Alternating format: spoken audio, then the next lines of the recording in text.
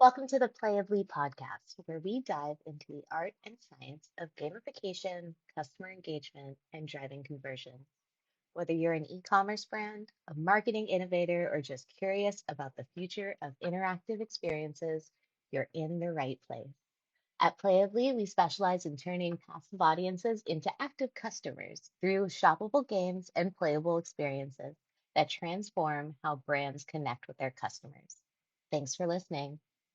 Welcome back to the PlayAbly Podcast. It has been quite a hiatus, but joining back with me is Angelo. Welcome, Angelo. Angelo, you are going to be going on a bit of a road show, traveling around a bunch of different places, talking to people in stores and bringing on this whole retail gamification, focusing on things that we can do both in store as well as online. I just love to talk about that. Yeah, I'll be on the road. I'm in LA right now. Going to go to San Diego for a day or two this week to visit some brands. Then I'm off to Denver to visit some brands in Denver and Boulder, and then San Francisco, New York, and Chicago. So I'll be on the road the next 4 weeks, which is going to be super fun because there's nothing that I love more than traveling, visiting clients and brands that we can work with and show them how awesome our games are. Our games can be used on their online stores, like how we Yes. currently have them, but also in store. We've been working with different QR code systems, loyalty signups, post purchase, ways to get people to continue to buy after they buy the first time, and a discount before coming into the store. I think we just had Central Perk launch, right? Yes, I was going to talk about that. So we just had Central Perk launch, which I guess was backed by Tom Colicchio. So that's cool. I'm a huge Friends fan, so that's why I'm super excited to have the game live. So listening, Central Perk is the coffee shop that the Friends frequented. They have a location in Boston. The game just went live. It's on their website if you go to Central Perk. The really interesting use case is that we're going to also tell them to have the game available to scan at the store. So while you're waiting for your coffee, the game is a quick trivia game. We worked with Warner Brothers. They gave us the questions and they made it intentionally hard. You only have 15 seconds to get all the trivia questions right. If you get it 3 right in 15 seconds, you get a discount you can redeem in the store. It works great online. If you're playing online, you can get a discount for their online store. When you're in the cafe sitting on that famous orange couch, you can play a game. If you're good at trivia, you can get a 10% or 15% discount on your purchase. I love the idea of entertaining people whenever they are in a line. I live in Hawaii, so every day we go to the mall. There's a giant line at the Hawaii sushi store because I guess we have limited edition products that they don't have anywhere else. It is a huge line every day, as well as the designer stores. These are things that, you could be endearing people to your brand, helping them earn discounts or special offers, getting them to sign up Yeah. for loyalty programs. So I feel like that's something that is really missing nowadays. Everything has become so transactional. Yeah. There's, oh, I want this product. I'm just going to Google it. Let me get it from Amazon for convenience. And now more than ever, people are trying to shop at Amazon thanks to the Sanchez wedding. People are really mad at billionaires for all of their tax cuts, rightfully. I think being able to build that sort of brand development is a great start. Before we started recording, we were talking also about the product gamification that people can do in store. I'm at my sister's house and my niece has 5 Labubus. Oh, The one she also has a super rare or the ultra rare, whatever the rarest one is. My brother-in-law might resell it if she doesn't get to play with it. She doesn't bring that one out. She was saying that at South Coast Plaza, so I'm in the OC right now. There used to be a lot of lines to Pop Mart when that trend started, thanks to Lisa from Blackpink, who put Labubus on her LV bag because she's their brand sponsor, or she's the brand ambassador for LV. Good for her. I think that's what sparked the Labubu craze. So there were long lines at the Pop Mart shop at South Coast Plaza.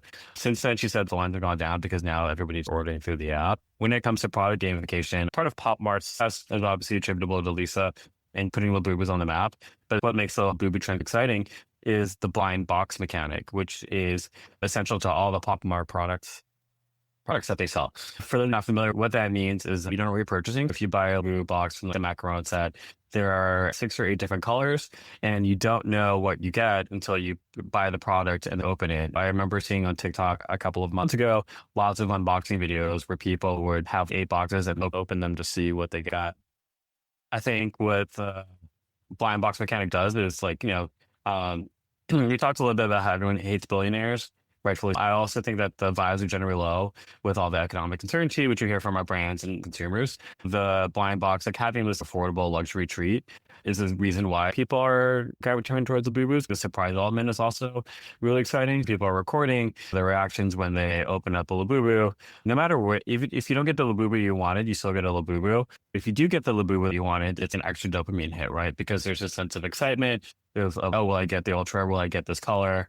And so if you get the color, then it's like a win-win. So I think that gamification of the mystery box or the blind box element is what has gotten a lot of people to buy into it. If you didn't get the one that you want, then you're going to buy another one to keep trying for the one that you want.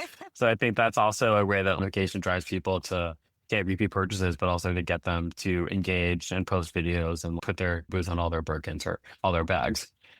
And I think it's important because it's not a new element, right? We've seen this before with Pokemon, people doing the folds. I think I was at a collector's thing and somebody was just live streaming, consistently ripping open new packs and showing them on the live stream. Crazy because people wanted to share that dopamine. You're going to pull a hollows, you're going to pull whatever. I don't even know now what the variants are that they want. But I think it's cool because it expanded that concept to people who necessarily into the blind boxes before, even get collector's items. I think people who had never even heard of a Labubu a couple months ago now maybe know all the different types thing you giving something for people to focus on. It's a little bit of joy and it's fun, which I think is the most important part of the whole game. I think the other piece of the Labubu is that, not to make gender, we had Pokemon cards before. I don't know what the gender split is of like male to female, but it does feel the girls and gays are all over the Labubus. The stores by us have like outfits that you can get for, you can buy a Birkin for your Labubu. You can buy a Labubu. Wait, so they have mini Labubus? I don't think they're authentic. So I think it's really true. But meta level of Labubu fun. Actually, I think it's really surprising. We just announced that they're building a big Pop Mart store here. Oh, why? They're clearly double down on the fact that this is going to be a consistent trend for them. Their stock has been doing really well recently. The founders' net worth has gone up a lot. Even if the Labubu goes down, they still have other IP and brands to take advantage of with the blind box mechanic. I don't think it's away anytime soon. Plus, adults are really into toys now. Yeah. I don't know if you saw, because you're not a Disney person like I am, but more. I like Disney. The Disney. Someone told me today, yeah. Anniversary, they have these stupid giant plastic keys. And I think they're like $60 or $50. You go around Disneyland and you stick it in a different key lock hole. In different worlds.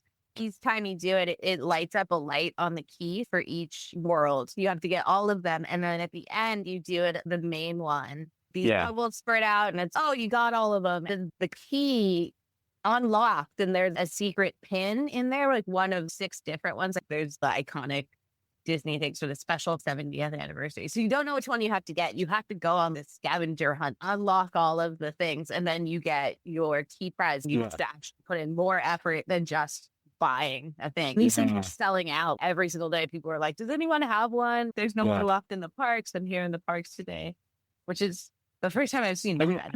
Totally do that. That sounds fun. Did you ever play Kingdom Hearts?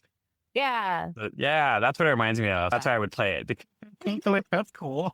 Yeah, so I think there's ways to pull on like the nostalgia things, like different technologies you can add stuff into, but it's just that element of surprise that people are more willing to do things. Yeah, and I think it's also the engagement, right? Because you talked earlier about how it's not just about buying the purchase. The example you gave about the Keyblade, you're not just buying it and then that's it. You actually get to buy it and do something with it. Get to go to the park. It's like a big plastic key. It's like this stuff. Oh, that's cool. I would totally do that. Yeah, and people are getting one for each person in the group, and they'd all do it together. Yeah. I think it's still going on probably all year. The 70th just started. It's super fun.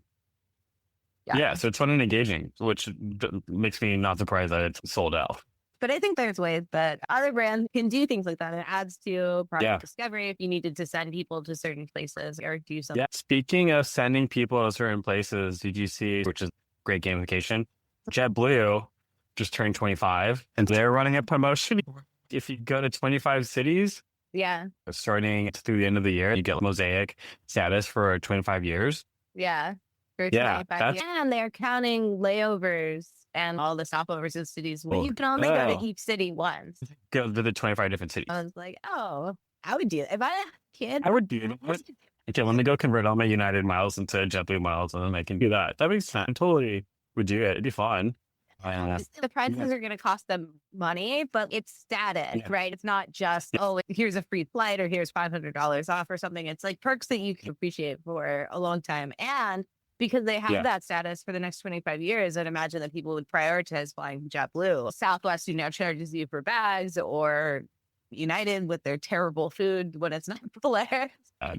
I solely fly Hawaiian now just because I like the food and the internet is really good. Brand loyalty is alive and well. I think creativity, bringing things that are fun and engaging to your brand, like Playably, work on so many levels. Totally.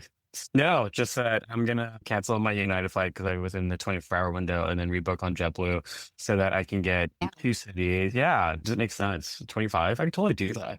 I think so. Yeah. It's the beginning of the period, so I have plenty of time.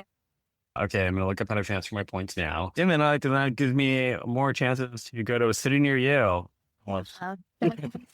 Interested in having Angelo take you to coffee, show you some cool games that we can build for you and your brand. Hit us up. Let us know where you want Angelo to come and meet you. He will do it on his quest to 25 cities. Yes.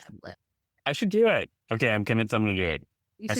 See how easy it is to convince people to do things. Please follow us. In-flight games. Earn extra points while you're flying. Yeah, they do have in-flight games, so the games are boring. If you earn JetBlue points for playing these games while flying, I think you'd have a lot more people playing them. Sure. Thanks for joining me, Angelo, and hopefully it won't be super long until our next podcast, PlayAbly Podcast. Don't forget to mention the PlayAbly Podcast if you're booking a demo, and you'll get a special offer. Thank you. Thanks. Thanks for tuning in to the PlayAbly Podcast. Ready to engage your customers like never before? PlayAbly creates branded, shoppable games that drive results. Don't forget, mention the podcast during your free demo and get $500 off. Learn more at playably.ai.